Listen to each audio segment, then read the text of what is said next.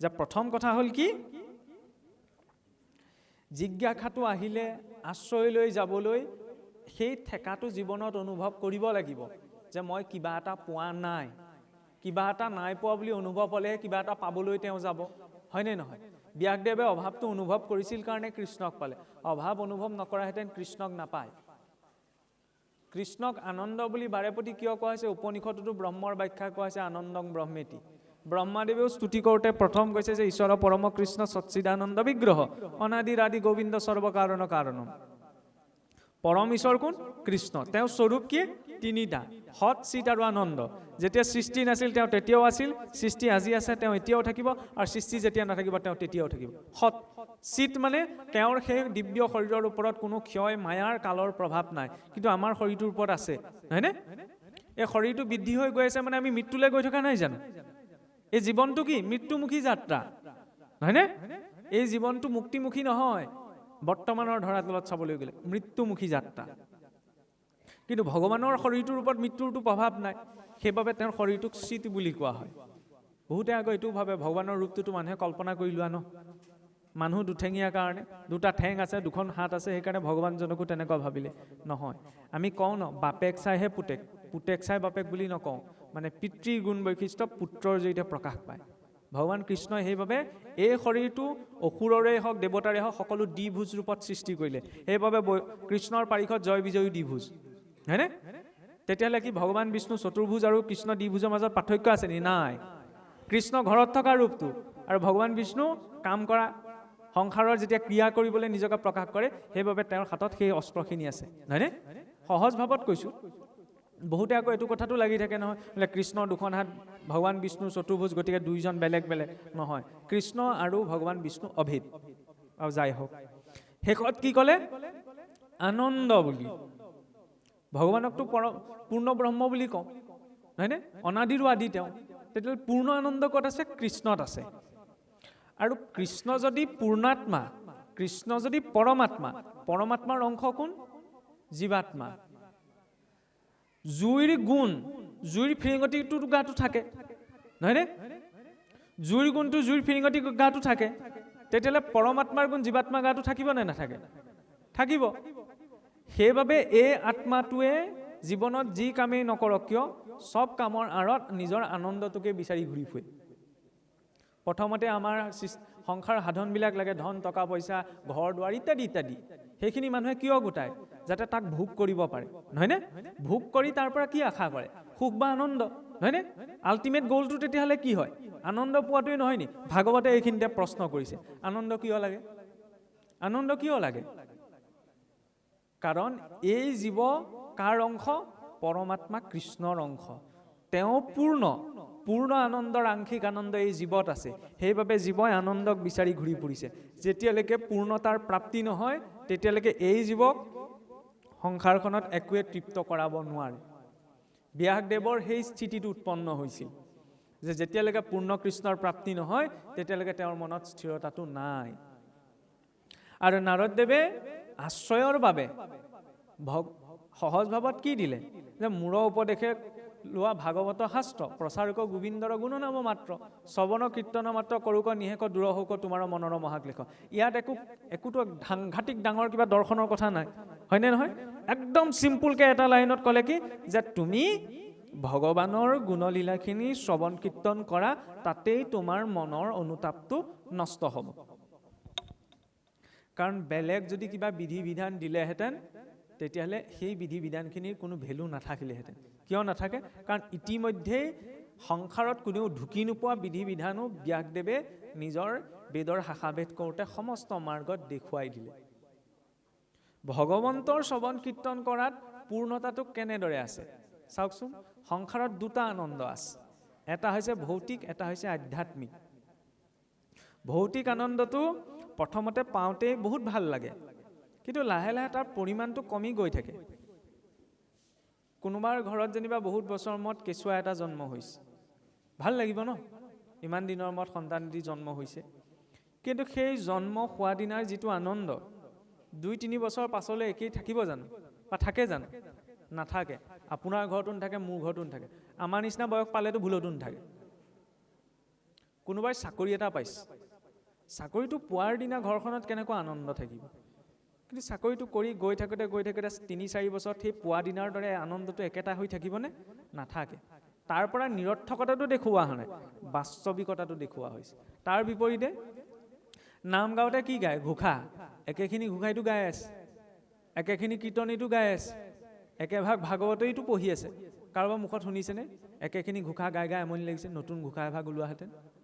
একেখন ভাগৱত পঢ়ি পঢ়ি আমনি লাগিছে, নতুন ভাগৱত এভাগ ওলোৱাহেঁতেন? কোনেও নকয়। কিয় নকয়? কৃষ্ণ যিহেতু পূৰ্ণ, সেইবাবে তেওঁৰ গুণ লীলা নাম ধাম সকলো পূৰ্ণ, খালি প্ৰয়োজন তাৰ সৈতে ভাৱটো জড়িত হোৱাৰ। নামখাৰত কি গাইছে কোনোবাই বুজি পাওক নাপাওক, যদি ভাৱেৰে তেওঁ গায় গাটো উঠি যায় নে নাযায়? কিয় যায়? বেলেগ কথা এটা সুধিলেতো গাটো উঠি নাযায়, কাৰণ তাত পূৰ্ণত্ব আছে। পূৰ্ণৰ পৰা প্ৰকাশ হোৱা সকলো পূৰ্ণ। আৰু তাৰ সৈতে সদায় জড়িত হৈ থকাৰ মাধ্যমটো কি? তেওঁৰ নিৰন্তৰ চিন্তনটো। শুনা, সকলোৱে জানে নৱভক্তিৰ প্ৰথম প্ৰয়োজনীয় বস্তুটো হৈছে কি? শ্ৰৱণ, হয়নে? হৰি ভকতিৰ আদি জানিবা শ্ৰৱণ। প্ৰথমতে বোলে শুনিব লাগে। শুনাৰতো 3টা পৰ্যায় আছে। এটা হৈছে অধম শ্ৰৱণ, এটা মধ্যম শ্ৰৱণ, এটা উত্তম শ্ৰৱণ। অধম শ্ৰৱণত কথাখিনি এইফালে শুনিলো ইফালে ওলাই যায়, হয়নে? একো নাথাকে। মধ্যম শ্ৰৱণত কথাখিনি শুনা যায়, মনতো থাকে, কিন্তু আচৰণ একো কৰা নাযায়। উত্তম শ্ৰৱণত কথাখিনি তেওঁ শুনিছে, বুজিছেও, তাক আচৰণো কৰিছে। এতিয়া কোনটো লাগে? কোনটো লাগে? উত্তমটো লাগে, হয়নে? কিন্তু চাবলৈ গ'লে 3টাই লাগে। কেনেকৈ 3টা লাগে? অধম শ্ৰৱণটো কেতিয়া লাগিব? ক'ৰবালৈ গৈ আছো, জৰুৰী নহয় সদায় যে ভাল কথাই কাণত পৰিবহি, কেতিয়াবা বেয়া কথাওতো কাণত পৰিবহি পাৰে। সেইখিনি সময়ত অধম শ্ৰৱণ কাণত পৰিলেহে এইবোৰ অদৰকাৰী কথা ইফালে উলিয়াই দিলেই হ'ল, লাগিব নালাগে? সেইখিনি সময়ত আকৌ উত্তম শ্ৰৱণ কৰিলে নহ'ব নহয়। বেয়া কথাটো শুনিলোঁ, মনত ৰাখিছোঁ, তাক আকৌ পালন কৰিছোঁ, হয়নে? বেয়া কথা কিবা কাণত পৰিলে সেইখিনিত অধম শ্ৰৱণ। মধ্যম শ্ৰৱণ, মধ্যম শ্ৰৱণটো সাধাৰণতে বেয়া, কিন্তু প্ৰয়োজনীয়তা সেইটোৰো আছে। কাৰণ সকলোকে আমি বুজাব নোৱাৰোঁ, নহয়নে? কেতিয়াবা এনেকুৱাওতো হ'ব পাৰে, কাৰণ সকলোকে লগত যদি আপুনি বুজাবলৈ যায় তেতিয়াহ'লে আপোনাৰ নিজৰ শক্তিও শেষ, ইজনো। কাৰণ পূৰ্বৰে পৰা মই যদি ধাৰণা এটা বনাই থৈছোঁৱে, আপুনি মূৰত শিলত মূৰটো মাৰিলেও মোক বুজাব নোৱাৰে, হয়নে? সেইকাৰণে কেতিয়াবা এনেকুৱা প্ৰসংগও আহে জীৱনলৈ যে শলাগ ল'বলগীয়া হয়, কিন্তু অন্তৰত থকাটোহে মানিব লগা হয়। কাৰণ সকলোৰে সৈতে আপুনি যুক্তি তৰ্ক কৰিব নোৱাৰে। ৰাৱণৰে ক্ষেত্ৰত এইটো হৈছিল। এবাৰ ৰাৱণক গৈ খবৰ দিলেগৈ সৈন্য সামন্তই, বোলে তোমাৰ আচল শত্ৰুটো তোমাৰ ৰাজ্যতেই আছে। বোলে কেনেকৈ আছে? বিভীষণ। বোলে বিভীষণে মনৰ পৰা ৰামক ভক্তি কৰে, এইটো কোনেও নেদেখে, কিন্তু বিভীষণে তোমাৰ শত্ৰুৰ নামে গোটেই ঘৰখনত লিখি থৈছে, ৰাম নাম। ৰাৱণৰ খং উঠিল যে মোৰ ভাতৃ হৈ পেলাই মোৰ শত্ৰুৰ নাম মোৰ ৰাজ্যত লিখি থৈছে। আহি পেলাই দেখিলে হয় যে ৰাম নাম লিখা আছে। ৰাৱণে সেইখিনি সময়তে বোলে অস্ত্ৰ উলিয়াই তেওঁক কাটেই। বিভীষণে ক'লে বোলে ৰ'বচোন, ৰ'ব, ধৈৰ্য ধৰক, ইমান অধৈৰ্য কিয় হৈছে? বোলে কিয় নকৰি? তই মোৰ শত্ৰুৰ নাম ৰাজ্যত লিখি থৈছ। বোলে শত্ৰুৰ নাম নহয় নহয়, এই বোলে দেখ মিছা কথা কৈছ। ৰাম মানে ৰাৱণ, মই মানে মণ্ডোদৰীহে, মই সেই ৰামৰ কথা নাই লিখা নহয়, আপোনালোক দুজনৰ কথাহে লিখিছোঁ। এতিয়া সেই ৰাৱণক যদি বিভীষণে ৰাম নামৰ মহিমাৰ কথা ক'বলৈ গ'লহেঁতেন, পৰিস্থিতি কি হ'লহেঁতেন বাৰু? বুজি পাইছে? ৰাৱণক সেইকাৰণে ৰাম নামৰ মহিমাৰ কথা বুজাই লাগ নাই, যি যেনেকৈ বুজে তেনেকৈ শলাগ লৈ থৈ দিয়ক, কিন্তু অন্তৰৰ পৰা জানে নহয় সেইটোহে আচৰণ কৰক। মধ্যম শ্ৰৱণ, সকলোৰে শুনক, পালন নিজৰটোহে, হয়নে? সেইটো অহংকাৰ নহয়, সেইটো স্পষ্টতা। নিজে বুজিছে নহয়, আনক বুজাৰ প্ৰয়োজন নাই। তৃতীয়তে কি? উত্তম শ্ৰৱণ। হৰি কথাৰ ক্ষেত্ৰত উত্তম শ্ৰৱণটোহে যে তেওঁ শুনিছে, শুনাৰ পাছত তেওঁ বুজিছে, বুজাৰ পাছত তেওঁক আচৰণ কৰিছে। আদৌ শ্ৰদ্ধা ততৌ সাধু সংগত ভজন ক্ৰিয়া ততো অনৰ্থ নিবৃষ্টি নিষ্ঠা ৰুচিস্ততঃ ততঃ প্ৰেম ভাৱোদ্ভুদঞ্চতি সাধকা নাময়ং প্ৰেমে প্ৰাদুৰ্ভাৱে ভৱেৎ ক্ৰমঃ। যে আদিতে শ্ৰদ্ধাযুক্ত হৈ তেওঁ সেই সৎসংগলৈ যাওক, সৎসংগত গৈ ভাল কথাখিনি পাতক। জৰুৰী নহয় যে সদায় নামঘৰলৈ আহিব পৰা যাব।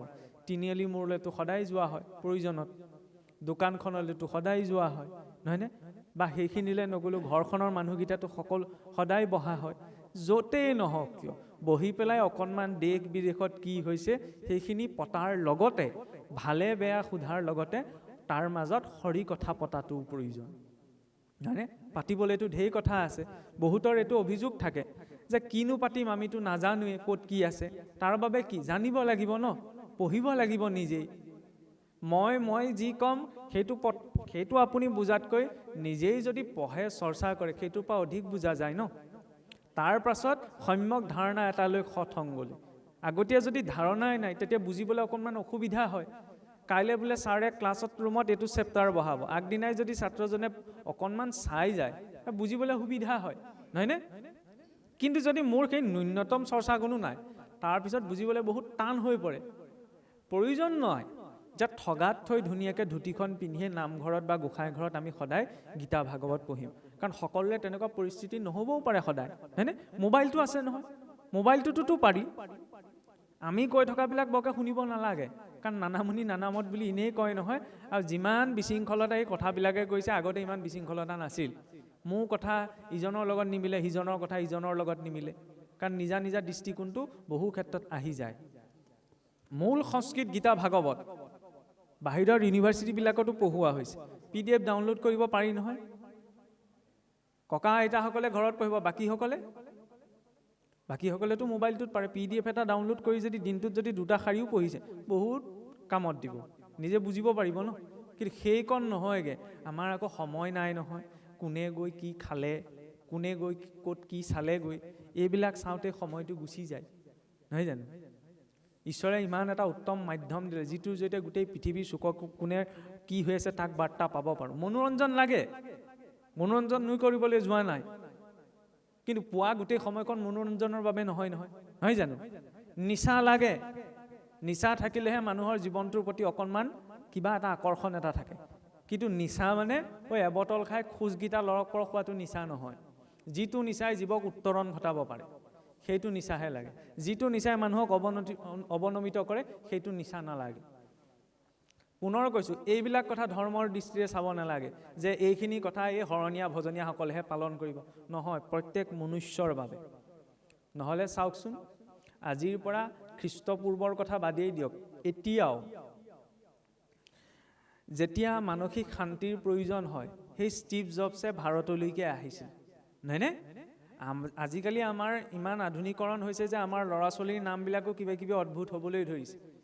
এতিয়া চাওক, ইলন মাস্ক, কথা প্ৰসংগত কৈছোঁ আৰু, যে মহাকাশলৈ ব্যক্তিগত খণ্ডৰ মানুহ পঠিওৱাৰ বিশ্বৰ আটাইতকৈ প্ৰথম যিটো কোম্পানী বুলিয়ে ক'ব লাগিব, যিটো সংস্থা, সেইটো হৈছে ইলন মাস্কৰ। তেওঁ নিজৰ পুতেকৰ নাম ভাৰতীয় বিজ্ঞানী চন্দ্ৰশেখৰৰ নামত দিছে, সুব্ৰমণিয়ম চন্দ্ৰশেখৰ, CV ৰমনৰ ভতিজাক আছিল, যি প্ৰথম এছিয়া দেশৰ পৰা নোবেল বঁটা পাইছিল ৰসায়ন বিজ্ঞানত, নহয়নে? আমি আকৌ সেইফালেহে নাম দিবলৈ যাওঁ, বুজি পাইছেই নহয়, কেতিয়াবা হৈ যায়, নহয়নে? কিয়? কাৰণ ইয়াৰ সংস্কৃতিৰ মূল্যটো বুজি পাইছে ন। আজি এপল কোম্পানী, মোবাইল হাতত যদি আইফোন এটা থাকে আৰু কি লাগিছে, নহয়নে? তেনেকুৱাতো অকণমান ভাৱনা আমাৰ যুৱ প্ৰজন্মৰ মাজত আছে। কিন্তু সেই এপল ফোনটোৰ মালিক লৰেনা পাৱেল, নহয়নে? তেওঁ মানসিক শান্তিটো বিচাৰি ভাৰতৰ কোনোবা এখন আশ্ৰমলৈ আহিছে। কি প্ৰয়োজন, কি অভাৱ হৈছিল, বাদ দিয়ক। ফৰ্ড কোম্পানীৰ মালিক, প্ৰথম 4চকীয়া গাড়ী বনাইছিল হেনৰী ফৰ্ডে, তেওঁৰ পৰিণতি হৈছে আলফ্ৰেড ফৰ্ড। সৰ্বস্ব ত্যাগ কৰি থৈ আহি অম্বৰীশ দাস নাম লৈ ভাৰতবৰ্ষত গীতাৰ জ্ঞান প্ৰচাৰৰ বাবে নিজক নিয়োগ কৰিছে। আমিতো কৰিব নালাগে সিমানখিনি, নহয়নে? কিয় কোৱা হৈছে? কাৰণ আধুনিকতা মানে এইটো নহয় যে দিনক দিনে আমাৰ কাপোৰৰ পৰিমাণ চুটি হৈ যাব। আধুনিকতাৰ অৰ্থ এইটো নহয় যে আগৰ দিনত ফটা কাপোৰ নথকাজনে পিন্ধিছিলে, এতিয়া কোনোবা থকাজনে ফটা কাপোৰ পিন্ধিবলৈ ধৰিব, নহয়নে? আধুনিকতাৰ অৰ্থ এইটো নহয় যে আগতে মানুহে খোৱা বস্তুটো বহি খাইছিলে, এতিয়া মানুহে থিয় হৈ খাই পেলাই ষ্টেণ্ডাৰ্ডটো মেইনটেইন কৰি দেখুৱাব, বুজি পাইছে? সেইখিনি আধুনিকতা নহয়। আধুনিকতা সেইখিনিহে যে তেওঁলোকে কি গ্ৰহণ কৰিছে, তাতো চাব লাগিব ন। কথাখিনি কিয় কোৱা গৈছে? কাৰণ নহ'লে ভাগৱত বুলি ক'লে এটা ট্ৰেণ্ডতহে চলি আছে। আৰু ট্ৰেণ্ড শব্দটো এইকাৰণেই আনিছোঁ, আৰু আজিকালি ভাগৱত ব্যাখ্যা বুলি ক'লেও নিৰ্দিষ্ট কেইটামান বিষয় আছে, মই উচ্চাৰণ কৰিব বিচৰা নাই। সেই বিষয়কেইটাৰ বিষয়ে যদি আলোচনা নহয় তেতিয়াহ'লে ৰাইজেও বেয়া পায়, আৰু দ্বিতীয়তে কথা হ'ল কি, সেইটো ইমান মানে বিচাৰ্য বিষয়ো নহয়। কিন্তু ট্ৰেণ্ডত চলিলে নহ'ব, সমৰ্পণত চলিব লাগিব। এতিয়া ব্যাসদেৱে নাৰদদেৱত আশ্ৰয় কৰিলে ঠিকেই, সেইখিনি সময়ত তেওঁৰ বৈৰাগ্যটো কেনেকৈ দেখুৱাইছে? তেওঁ ক'ব পাৰিলেহেঁতেন যে মই 4 বেদ 14 শাস্ত্ৰ লিখিলোঁ পঢ়িলোঁ, এইখিনি কি চব অথলেই গ'ল নি? আপুনি কেইখন কিতাপ লিখিছে? ক'ব পাৰিলেহেঁতেন ন নাৰদদেৱক। নাৰদদেৱে যেতিয়া কৈছিল যে তুমি সকলো অথলেই লিখিলা, আমি হোৱা হ'লে ক'লোহেঁতেন আৰু আমি মানিও নললোহেঁতেন। কিন্তু ব্যাসদেৱে সেই ভাৱ প্ৰকাশ কৰা নাই। তৎমুহূৰ্ততে নাৰদদেৱৰ আশ্ৰয় স্বীকাৰ কৰিছে। বৈৰাগ্য হৈছে সেইটো যে 5 বছৰ দিনে মোৰ মনত এটা ধাৰণা আছিল, 5 বছৰৰ পাছত গম পোৱা গ'ল যে এই ধাৰণাটো ভুল। তৎমুহূৰ্ততে সত্যটো গ্ৰহণ কৰিব পৰা ক্ষমতাটো হৈছে বৈৰাগ্য। তাত বিশ্বাসটো লাগিব। সেই বিশ্বাসৰ বাবে নাৰদদেৱৰ উপৰি জন্ম কথন, হয়নে? যে হৰি ভক্তি আচৰণ কৰি কিদৰে এজন দাসী পুত্ৰই পাৰিষদী শৰীৰ লাভ কৰিব পাৰে। নামৰ মহিমা কোনখিনি? কাৰণ নামঘৰলৈ পোনপ্ৰথমতে আহোঁতেই যদি এজন মানুহক 10টা নীতি নিয়ম দি দিয়ে, কাইলৈৰ পৰা নহা হৈ থাকিব। এনেই নাহে মানুহ নামঘৰলৈ। যদি নীতি নিয়ম 10টা দি দিয়ে, কাইলৈৰ পৰা ভুলতো নাহে, বুলিব ইমান নীতি নিয়ম পালন কৰাতকৈ নাযাওঁৱে। সেইকাৰণে আমাৰ মানুহ চাবচোন, কিছুসকল আছে নামষাৰ গাই থাকোঁতে নাহে। এই নাম গাইছেহে, নাম শেষত প্ৰসাদ খোৱা সময়ত যাম। ভাগৱত পঢ়ি থকা সময়ত, নামষাৰ গাই থকা সময়ত হয়তো নামঘৰত ৰাইজ ইমান নাথাকিব পাৰে, ভোজ খোৱা সময়ত যিমান আকাশ পাতালৰ পৰা সকলো আগমন ঘটে, হয়নে? সেইটো বেয়া কথা নহয়, কিন্তু কোনোবাখিনিত সুৰুৱাটো পোৱা নাই। কোনোবাখিনিত ভাবি থকা হৈছে কি নামষাৰ কোনে গাব, ককাহঁতৰ বয়সে কেইজনমানে বহি পেলাই নামষাৰ গাব, হৈ গ'ল, তেওঁলোকৰ কাম কৰিলে, পাঠ পঢ়িব, কি পঢ়িব, আশীৰ্বাদ দিব, তাৰপিছত খোৱা সময়তে যাম। কিন্তু তাত বহিবলৈ বাহিৰৰ মানুহ আহিছে, আমি কি ত্যাগ কৰিছোঁ? আমি ভাবোঁ কি ভাগৱত মাৰ্গলৈ আহিলে আমুকটো নাখাবলৈ ক'ব, তামুকটো নাখাবলৈ, ইছৰাম কি হ'ব? আমাৰ অসমৰ কাষতে এখন নগৰ আছে, মায়াপুৰ বুলি কয়। ইউটিউবে ওলাই থাকে, গুগলত মাৰিলেও পাব, চাবচোন কেতিয়াবা। আমি আপোনাৰ এই মাছ মঙহৰ জোলকণলৈ ভয় কৰি ভয় কৰি থাকোঁ, কি ডাঙৰ কথা ভাবোঁ, নাখাব লাগিব আমুক তামুক। মই সেইটো বিষয়ত ক'বলৈ যোৱা নাই, কিন্তু চাওক তাত এনেকুৱা কিছুসকল ব্যক্তি আছে, ভাৰতীয় নহয়, যে ৰাছিয়া, ব্ৰাজিল, অষ্ট্ৰেলিয়াৰ মানুহ নিজৰ ঘৰ দুৱাৰ সকলো ত্যাগ কৰি এনেকুৱাকৈ ভক্তিত লাগিছে যে গোটেই জীৱনটোৱে উপবাস পালন কৰিছে। উপবাসত এটা সিদ্ধান্ত আছে, নিমখ খাব নালাগে, নিমখ খালে বোলে উপবাস ভংগ হয়। সোৱাদৰ নামত নিমখটোহে। কোনোবাই মিঠা নাখাব পাৰে, তিতা নাখাব পাৰে, নিমখকণ নহ'লে তেওঁ কি সোৱাদ পাব বাৰু? নিমখ ত্যাগ কৰি দিছে। আমাকতো কোৱা নাই সেইখিনি কৰিবলৈ, নিমখ এৰি দিয়া বুলি, নহয়নে? নিজৰ জেগাত মাত্ৰ ৰেছপনচিবিলিটিটো লাগে, নিজৰ দায়িত্ববোধটো লাগে, হয়নে? সেইবিলাক সেইকাৰণে চাব লাগে, চাবলগীয়া সেইবিলাক দিশো আছে। আমি আকৌ মোবাইলটোত কোনে গৈ ক'ত বমি কৰিলে সেইটোও চাওঁ, কুকুৰ আলিৰ পৰা আৰম্ভ কৰি কিবা আলিলৈকে, নহয়নে? সিমানলৈকে চায়, সেইবিলাকৰ ভিউজ বেছি। আমাক চাবলৈও কোৱা নাই, নালাগে চাব, কাৰো কথা শুনিব নালাগে, কিন্তু নিজৰ গৱেষণাটো আৰম্ভ কৰক ন এই দিশটোত, যে কিনো আছে, ইমান যে চব আহিছে, ইয়াতনো কি বিশেষ আছে? নথকাসকলে তেনেদৰে পাব, থকাসকলে প্ৰয়োগ কৰিব লাগে। যেতিয়া নাৰদদেৱৰ বিশ্বাসটো, নাৰদদেৱৰ উপৰিজন্মৰ কথাৰ যেতিয়া ব্যাসদেৱৰ বিশ্বাস আহিলে, তাৰপিছতহে তেওঁ আগবাঢ়িছে। কাৰণ বিনা বিশ্বাসত একো কৰ্ম সিদ্ধি নহয়, হয়নে? নামটোত ইমান গুৰুত্ব এটা কিয় দিয়া হ'ল? নামটোৱে কি কৰে? ভগৱানৰতো সহস্ৰ নাম আছে। নামে ব্যক্তিজনক একাগ্ৰ হোৱাত, অৰ্থাৎ এটা নিৰ্দিষ্ট জেগাত কনচেনট্ৰেট কৰা শক্তিটো বৃদ্ধি কৰে। আৰু নামৰ শক্তিও কেনেকৈ আছে? কৃষ্ণ বা ৰাম বুলি কৈ দিলেতো মানুহৰ নামো হ'ব পাৰে। আপোনালোকৰ গাঁৱতো থাকিব পাৰে কৃষ্ণ শইকীয়া, কৃষ্ণ গগৈ, ৰাম শৰ্মা ইত্যাদি, এনেকৈ, নহয়নে? সেই একেটা নামকে যেতিয়া দুবাৰ উচ্চাৰণ কৰা হয়, সেইটো সম্ভাষণ হৈ যায়। কৃষ্ণ কৃষ্ণ ভালে আছেনে? ৰাম ৰাম ভালে আছেনে? সেই একেটা নামকে যেতিয়া 3বাৰ উচ্চাৰণ কৰা যায়, সি সমবেদনা হৈ যায়। বোলে ৰাম ৰাম ৰাম বৰ বেয়া কথা হ'ল দেই, কৃষ্ণ কৃষ্ণ কৃষ্ণ এইটো হ'ব নালাগিছিল দেই। সেই নামটোকে যেতিয়া বাৰে বাৰে উচ্চাৰণ কৰা যায়, সেইটোৱে হৈ পৰে কি কীৰ্তন। কীৰ্তন যদি নিৰন্তৰ চলি থাকে, সেয়াই নামৰ সাধনা। নামৰ সাধনাই হৈছে সিদ্ধি, সিদ্ধিয়ে পথ প্ৰশস্ত কৰে মুক্তিৰ। বেলেগ একো কষ্টই নাই, ভগৱানৰ নামটোহে। কিন্তু সেইটো অভ্যাসত আনিব লাগিব ন। মিতিৰ কুটুমৰ সৈতে কথা পাতোঁতে এইটো ভাবিলে নহ'ব, এই ৰাম কৃষ্ণ বোলে কৃষ্ণ ভালে আছেনে এই বুলিওতো ক'ব পাৰোঁ, কওঁ জানো? তেতিয়া সময়ত আকৌ বেয়া লাগে, এই মিতিৰ কুটুমৰ লগতনো ৰাম কৃষ্ণ নাম কমনে, ভকতৰ মাজত কমগৈ আকৌ। সেইটোৱেতো লিমিটেশ্যন। নামটোক কি বুলি ভাবি থকা হৈছে? কেৱল নামঘৰলৈ গ'লে ভকতৰ মাজত ক'বলৈ। সেই মানসিকতাটো সলাব লাগিব। আৰু কৃষ্ণ বা ৰাম বুলি কোৱাৰ এটা বেনিফিটো আছে, বহুত ডাঙৰ। কোনোবাই ঢেৰ কিবা কৈ আছে ভালে বেয়াই, কৃষ্ণ হ'ব আৰু ঠগ দিয়কচোন বুলি, কৃষ্ণ বুলি কৈ থৈ দিয়কচোন। আপুনি ভালতেই কৃষ্ণ বুলি নালে, কালতেই কৃষ্ণ বুলিলে তেওঁ একো বুজি নাপায়, নহয়নে? কিন্তু আপুনি যি বুজি কৃষ্ণ ক'লে সেইটোৱে কাম কৰি দিব, তেওঁ গালি নপৰাকেই, হয়নে? এইটো হৈছে সূত্ৰ। কিন্তু কি হ'ব, নামতকৈও প্ৰথম যেতিয়া গালিটো গুচি আহে তেতিয়া অকণমান সংস্কাৰ হ'বলৈ অসুবিধা হয়। সেইটোত এজন মানুহ হিচাপত আমাৰ গুৰুত্বতাটো লাগিব। তাৰ পাছত চাওক যে জিজ্ঞাসা আহিলে, আশ্ৰয়লৈ গ'ল, বিশ্বাসো আছে। কিন্তু বিশ্বাসটো হোৱাৰ পাছতো কেতিয়াবা এনেকুৱা হৈ যায়, এতিয়া মই ভক্তি কৰিছোঁ, ভক্তি কৰাৰ পাছত মই জানিছোঁ, বুজিছোঁ, মই পাই যাম, হয়নে? অভিমান এটা আহে। সেই অভিমানটো মষিমূৰ ক'ত হৈছে? অশ্বত্থামাৰ শিৰোমণি কটা।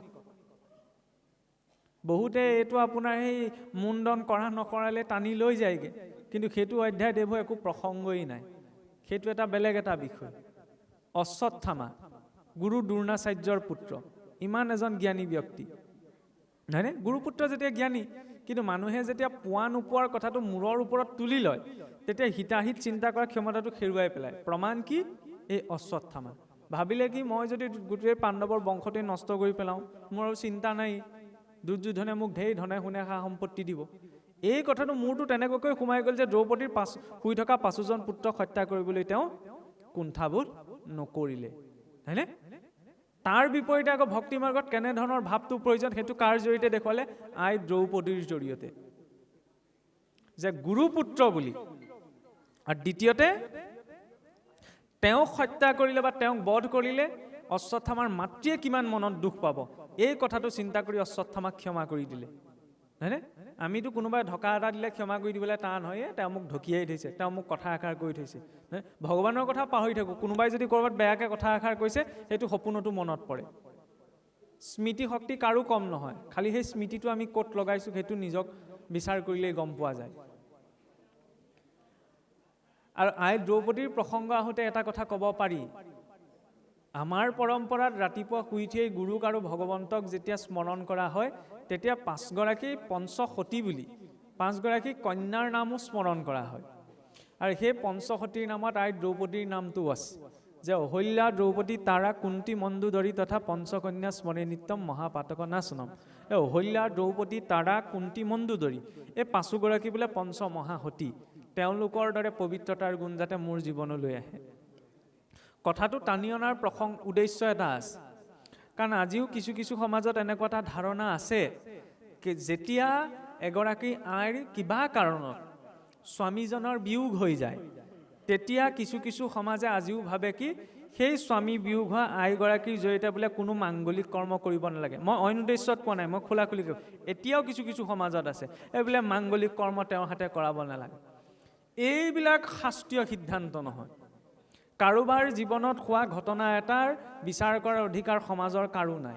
আৰু সেই তেনেকুৱা চিন্তা যদি আমাৰ সংস্কৃতিত থাকিলেহেঁতেন, তেতিয়া ৰাতিপুৱাই উঠি আমি অহল্যা, দ্ৰৌপদী, তাৰা, কুন্তী, মণ্ডোদৰীৰ নাম নললোহেঁতেন। অহল্যাৰ স্বামী বিয়োগ ঘটিছে, দেৱী কুন্তীৰ কথা সকলোৱে জানে, নহয়নে? কিয় কোৱা হৈছে? আৰু এনেকুৱা কিছুমান নীতিৰ বাবে বাহিৰৰ কিছুসকল লোকে আমাক গালি পাৰে, বুলিব ইমান নিকৃষ্ট চিন্তা, এফালে ঈশ্বৰ ভক্তিৰ কথা কয়, আনফালে আকৌ ইমান অদৰকাৰী চিন্তাধাৰা মনত সোমাই আছে, যে এগৰাকী স্বামী বিয়োগ হ'ল বুলি তেওঁক বোলে আমুকটো কৰিব নালাগে, তেওঁ হাতে আমুক কৰিব নালাগে। এইবিলাক হৈছে দুৰ্ধম চিন্তা। এতিয়া ক্ষমা ভাৱটো যেতিয়া গুচি আহে, তেতিয়া ব্যক্তিজনৰ মনত দেৱী কুন্তীৰ দৰে ভাৱ প্ৰস্তুত হয়। ভাগৱতৰ সম্পূৰ্ণ ভাগৱতৰ কথাত দেৱী কুন্তীয়ে যিটো সাহস কৰিছে, কোনো ভক্তই আজিলৈকে সেইটো সাহস কৰা নাই। কাৰণ আমিতো ভগৱানৰ ওচৰলৈ সুখ বিচাৰি যাওঁ ন, কিবা এটা মংগল কামনা কৰি যাওঁ। দেৱী কুন্তীয়ে গৈ কি কৈছিল, যে প্ৰভু মোক পাৰিলে জীৱনত বিপদহে দিয়া, হয়নে? মোক সুখ নালাগে। বোলে কিয়? বিপদত থাকিলে তোমালে মোৰ সহজতে মনত পৰি থাকিব, আৰু তোমাৰ চিন্তন যেতিয়া মোৰ নিৰন্তৰ হৈ থাকিব, তাতোতকৈ আৰু মোক কিয় সুখ লাগিছে? আমি সাধাৰণ মানুহৰ দৃষ্টিয়ে চাবলৈ গ'লে এইটোতো পাগলামি বুলি ক'ম। ভগৱানৰ ওচৰলৈ জানো দুখ বিচাৰি যায় কোনোবা? ভাগৱতৰ দৃষ্টিকোণটো সেইখিনিতেই সুকীয়া, সেইকাৰণে সেইটো সাহস বুলি কোৱা হৈছে। কিয়? কাৰণ সুখৰ এইটো দুৰ্ভাগ্য, সুখ যেতিয়া জীৱনলৈ আহে সকলো ধৰণৰ সুবিধা লৈ আনে, হয়নে? মনৰ অনুকূল বিষয় চব লৈ আনে, কিন্তু দুৰ্ভাগ্যটো কোনখিনিত? সুখে ঈশ্বৰৰ বিস্মৃতিটো লৈ আনে। আৰু দুখৰ এইটো সৌভাগ্য, দুখ আহিলে জীৱনলৈ আহিলে চব ভাগি ছিগি চুৰমাৰ কৰি পেলাব পাৰে, কিন্তু দুখে পদে পদে ঈশ্বৰৰ স্মৃতিটো লৈ আনে। বিপদো নৈব বিপদম সম্পদো নৈব সম্পদ বিপদম বিস্মৰণম বিষ্ণু সম্পদ নাৰায়ণ স্মৃতি। সুখত থাকিলে বৰকে ঈশ্বৰলৈ মনত নপৰে, কিন্তু দুখত থাকিলে আকৌ পদে পদে মনত পৰে, হয়নে? মই আৰামছে গাড়ীত বহি ইয়াত নামি দিছোঁ, নামি পেলাই ইয়াত কথা ক'বলৈ আৰম্ভ কৰিছোঁ, মোৰ গাড়ীত আহোঁতে এবাৰো ঈশ্বৰলৈ মনত নপৰিবও পাৰে, হয়নে? ৰাতি 12টা বজাত যদি অকলে অকলে এই ৰাস্তাটো নিৰ্জন ৰাস্তা এটা খোজকাঢ়ি যাওঁ, মোক কাণে কাণে কোনোবাই কোৱাৰ প্ৰয়োজনীয়তা আছেনে? বোলে ৰাম নাম লৈ যোৱা, কৃষ্ণক চিন্তা কৰি যোৱা, কোনেও ক'ব নালাগে, হয়নে? নোলোৱাজনৰ মুখৰ পৰা ওলাব, প্ৰতিকূল।